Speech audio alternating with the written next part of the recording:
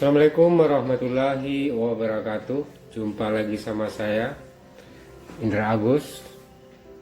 Sekarang kita coba menghitung debit dengan menggunakan metode rasional, itu debit limpasan pada suatu catchment area atau pada suatu daerah aliran sungai. Ini adalah suatu catchment area Sungai Kapur. Jadi kalau kita lihat di sini ada zona 3 dan zona 11, dan ini adalah sungai ya. Kemudian dalam hal ini kita menghitung debit puncak yang berada di sini, karena di sini akan dibangun intake. Bangun intake di sini akan dibendung, dan kita harus tahu berapa debit yang terjadi di sini. Maka luasan yang digunakan adalah zona 3 yang warna biru muda, dan ini adalah panjang sungainya. Oke, ini zona 3 dan zona 11. Dari gambar kita membuat intake di sini. Jadi di sini adalah kita menghitung debit puncak yang ada di sini. Jadi nanti kalau ini ada catchment area, dan di sini nanti ada hujan turun, maka akan terjadi limpasan akan menuju ke sungai, dan berapa debit puncak yang ada di sini, dan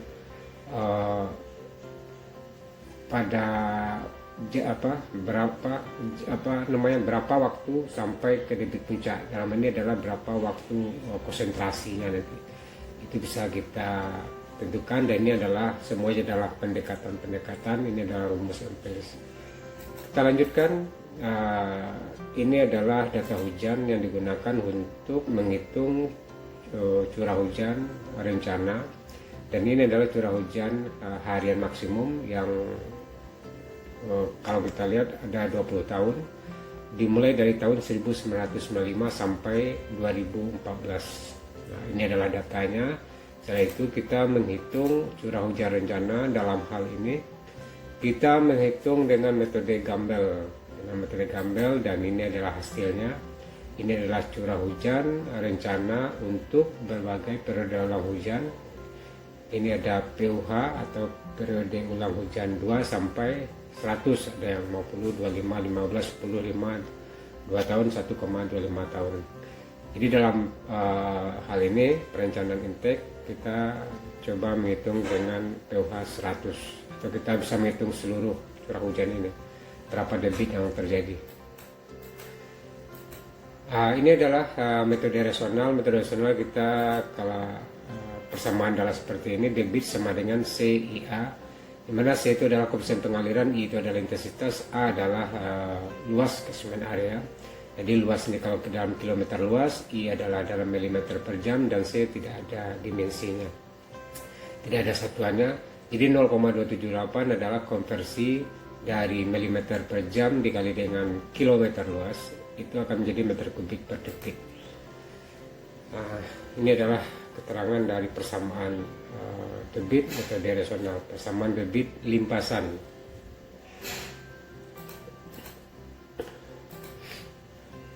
Kemudian angka pengaliran, koefisien pengaliran itu adalah merupakan perbandingan antara besarnya limpasan aliran terhadap besarnya hujan yang menyebabkan limpasan tersebut. Jadi koefisien pengaliran itu adalah bisa dicontohkan, misalkan curah hujan yang turun adalah sebesar 100 misalnya, kemudian yang sampai di saluran itu adalah 50, maka koefisien pengalirannya adalah 50 dibagi dengan 100 atau 0,5. Jadi yang 50 lagi hilang, bisa jadi mengalami infiltrasi. Nah, apa yang mempengaruhi koefisien pengaliran? Jadi yang pertama adalah tata guna lahan. Jadi lahan tergantung lahannya. Kalau lahannya persawahan, hutan, kemudian perumahan, perkampungan, itu C-nya beda. Kemudian kemiringan tanah juga mempengaruhi dari koefisien pengaliran. Kalau tanah terlalu miring, maka C akan lebih besar. Jadi kalau tanah landai, C semakin kecil. Kemudian kalau struktur tanah, bisa jadi struktur tanahnya porositasnya tinggi atau besar, maka C-nya kecil. Kemudian kalau porositasnya kecil atau kedap tanahnya, maka C-nya besar.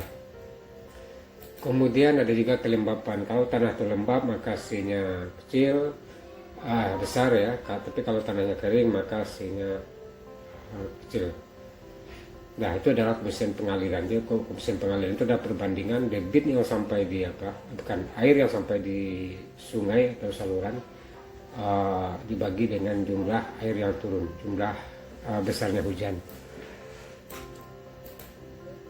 Jadi untuk perhitungan ini kita mengambil nilai C-nya adalah 0,3. Kemudian pada lokasi studi kita ini didapat panjang lintasan, dalam arti adalah panjang sungai itu adalah 2,9125 km. Kemudian kemiringan rata-rata lintasan air itu adalah 0,12677. Ini adalah kemiringan rata-rata sungai. Ini kalau kita lihat cukup terjal karena sungai lokasi berada di perbukitan. Ini adalah curah hujan R24 untuk pH 100 tahun adalah 153,866 mm per hari, dan ini sudah dihitung dengan metode Gumbel ya. Jadi bisa juga dengan metode lainnya, bisa metode normal, log normal, log persen 3, Rechet atau metode lainnya. Kemudian ini adalah TC adalah waktu konsentrasi. Jadi waktu konsentrasi itu adalah waktu perjalanan air dari titik terjauh sampai ke titik tinjauan. Jadi titik tinjauan kita adalah di pembangunan intake tadi. Jadi dari titik terjauh das catchment area itu berapa lama waktu air sampai ke intake. Ini adalah kita menggunakan persamaan Kirchhoff. Ini adalah rumusnya seperti ini, di mana L itu adalah panjang sungai dan S adalah kemiringan rata-rata dari sungai. Jadi kalau kita hitung, maka kita dapatlah TC itu adalah 0,35 jam. Ya, L tadi adalah panjang sungai dalam kilometer, kemudian S adalah kemiringan rata-rata dari sungai atau saluran. Nah, kemudian menghitung intensitas hujan kita menggunakan persamaan Monod B. Jadi persamaan Monod B adalah seperti ini. Ini adalah R24 adalah yang kita hitung dengan metode Gumbel tadi. Kemudian TC adalah waktu konsentrasi yang dihitung dengan persamaan Kirchhoff tadi. Maka I atau intensitasnya dapat adalah 110,66 mm per jam. Nah, ini adalah keterangan R24 adalah, kemudian TC adalah waktu konsentrasi, I adalah intensitas. Kemudian baru kita menghitung berapa debit yang terjadi pada titik yang kita tinjau tadi, itu titik tempat pembangunan intake tadi. Berapa debit puncak yang terjadi, yaitu kalau kita lihat persamaannya, kita AC tadi 0,3, hanya adalah 10,6, 0,0582 km luas, kemudian intensitas hujan adalah 110,66 mm per jam. Maka didapatlah debit untuk Q100 atau untuk pH 100 tahun atau periode ulang hujan 100 tahun itu dapat 97,761 meter kubik per detik. Itulah debit puncak ya, debit puncak dimana akan terjadi pada waktu konsentrasi tadi adalah 0,33 berapa tadi ya? 0,335 jam atau kira-kira 20 menit lebih kurang. Didapat 97,761 meter kubik per detik. Nah, kemudian ini hasilnya kalau kita menghitung dari periode ulang hujan 1,25 tahun, 2 tahun 5 sampai 100. Ini adalah curah hujan yang dihitung dengan metode Gumbel tadi, dan ini adalah debit yang terjadi atau debit puncak untuk berbagai periode ulang. Kelihatan periode ulang 2 tahun 34, kemudian kalau semakin besar itu semakin besar debit. Nah, jadi inilah hasilnya